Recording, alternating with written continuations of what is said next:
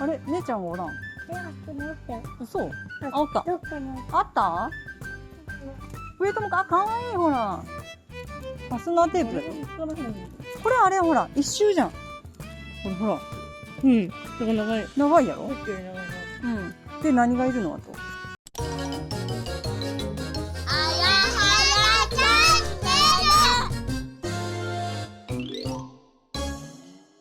あれです。今日はあやさんに付き合って一日いろいろな100円ショップに行ってきました。でこの話を語るには根本の話をしないといけないんです。あやさん、なんで100円ショップに通ったんですか？保育実習があるので、そのおもちゃの材料を買いに行きました。あやさんの学校がそうなのかわかんないんですけど、先ほど言った通り保育実習があります。で別に保育課に通ってるとかそんなんじゃなくて、地域の保育園とか幼稚園に行って自分たちの手作りのおもちゃを持ってって一緒に遊ぼうという授業です。ちなみにそれって何の授業ですか？家庭科。家庭科。何を目的としてる授業？知らん。知らんって言ったらあかんけど、歴代の先輩たちは行ってるんだよね。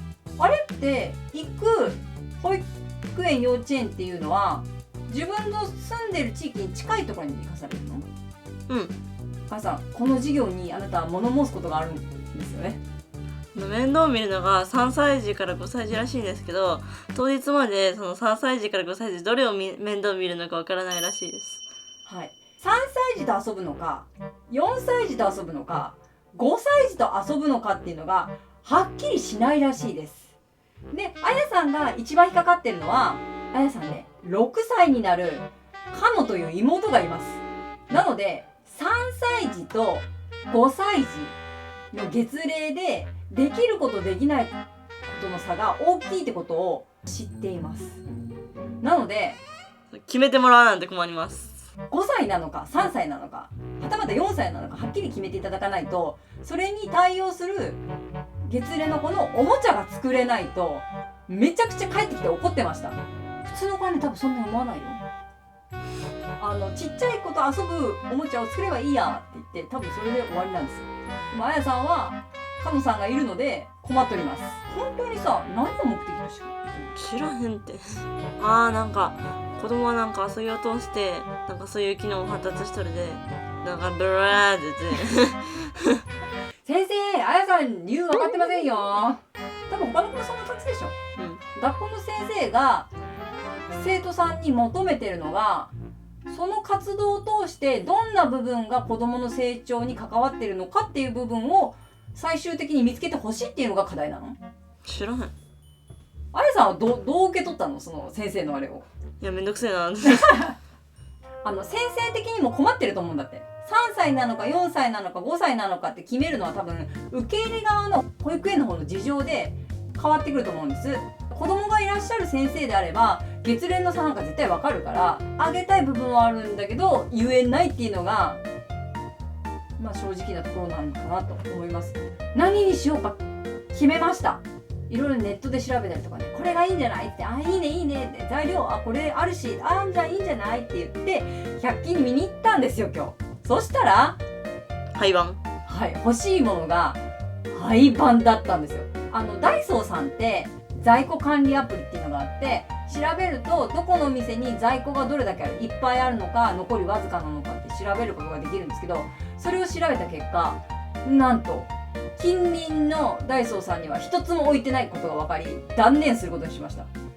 で急遽ね、午前中に買い物行ったんだけど一回家帰って作戦練り直してお昼から再度行っております。で買ってきたものをとりあえず机の上に出してもらいます。でお家にあったものもあるんだよね。さあこれで何ができるのかちょっと視聴者様も一緒に見てもらおうと思います。こちらセーター干しネット、こちらフラフープ、卓球ボール、ダブルクリップ、可動式マグネット、 S 字フック、プラスチック用接着剤、カラー紐、あとはいいねあった、綿とフェルトとボンド、目玉。さあ以上でよろしいですか？はい、以上の材料で3児から5歳児まで遊べるおもちゃを作るそうです。制作過程は何時間あるの？ 3か4。視聴者様、何作るか分かっていらっしゃる方もいらっしゃるかと思うんですけど、あやさん何を作るんですか？魚釣りを作ります。はい、釣りです。なんか輪投げもいいよっていう話をしとったんだよね。ペットボトルの中に色水を入れてこうね輪っかをかけるってやつね。もういいかなって言ったけど、意外に友達がみんなそれ。はいするって言ってね、今回釣りに変わりました。ということはフラフープはあれですね。はい、そうそう、釣り竿になるらしいです。あとフェルトの布で獲物ですね。魚とか何作るんだ、貝、お魚類に今あやさんが持ってるクリップを留めて、で釣り竿は何、先っぽにつけるのが磁石バージョンとフックバージョン。これあやさんなんで変えるんですか？磁石で取れてもらったらちょっと簡単なんで。はい、5歳児さんは多分磁石だとスイスイ取っちゃう可能性があります。なんでかというとかのさんができるからです。で S 字フックの方、これね難しいんですよ。多分3歳児ではできないんです。まあ器用な子はやるかもしれないですけど、かのさんは苦手です。それを5歳児さんにやってもらえたらいいなってことで、3歳児が当たっても5歳児が当たってもいいような作戦でいくそうです。はい。あと5歳児にはもう一つ追加でなんかギミック作るんですよね。獲物に数字を書きます。はい、引き上げる獲物に数字を書きます。まあ、数字って言っても、1から3までぐらいかなの数字書きます。それなんでするかというと、例えば3匹まで1人釣り上げていいですよって言って、で裏に数字が書いてあったら、その数字を足していくつになるかっていう答えを出してもらおうと思います。3歳児さん、足し算そこまでの数できないと思います。5歳だったら多分足し算ができます。10以上になると難しくなってくるんですけど、かのさんできるよね。1たす2はとかで2たす3はとかできるので、もし3点を3つ取ったとしても10よりか低い数になるのでいけるかもしれない。これね、多分3歳児、4歳児、5歳児を網羅するおもちゃができると思います。もし5歳児さんで S 字フック難しいようだったら磁石使えばいいし、3歳児さんでも私できるわっていうような子がいたら S 字フックを使ってもらってもいいし、それは臨機応変にね、子供たちにはいおもちゃをプッて叩いて、じゃあ自分たちで遊んでねって言ってるのか、それとも自分の作ったおもちゃについて子供たちにこういうものだよって説明しながら、ルールとかも順番に並んでねとか言って言うのも全部学生がやるのか、まずそれが根本的なんだけど、この遊びで何が危険かって分かる？これやろ。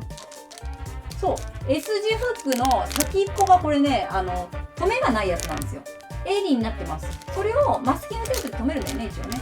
なんですけど危ないから気をつけてねっていうこと、あります。他には手で釣るなよ。そういうルールとしてね、順番守りましょうとかね、あります。あとはその釣り竿2つ連結して使うので相当な長さになります。振り回さないで。そう、周りのお友達にぶつかると危ないから気をつけてねって言って、だからいろいろそういうのを考えて、多分ねそこまでやらないといけないと思う。さ、みんななのそれ。そうだから輪投げとかは簡単やろ。ここの線から行って投げてねって。みんなやってる。みんなやったの。そうそう同じおもちゃはダメだろ。で1時間でしょ約。で前の人たちが作ったら15分間で飽きたとか言ってなんか言っとったよね。